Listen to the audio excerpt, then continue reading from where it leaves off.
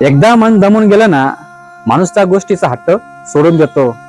त्या गोष्टीसाठी वेळ, काळ आणि सेल्फ रिस्पेक्ट सुद्धा बघितली नव्हती. कुणालाच माहित नसतं की रात्रभर झोप आली नाही, सकाळी उठतो आणि निमूटपणे कामावर निघून जातो. याला म्हणतात जबाबदारी.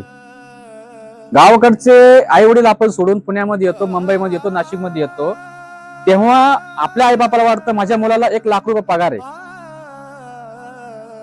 तर मित्रा, तू गावाकडे 30,000च कमव आणि संध्याकाळचं जेवण आपल्या आई बापा बरोबर कर.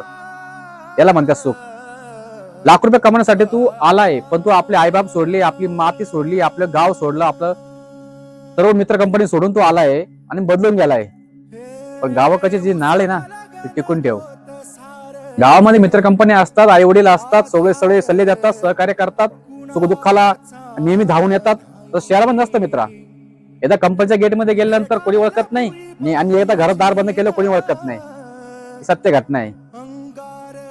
हा व्हिडिओ मी या निमित्ताने काढतोय की नवीन वर्षाला नवीन स्टार्टअप, जॉब करावा का उद्योगधंदा करावा, तुम्ही कमेंट मध्ये नक्की सांगा.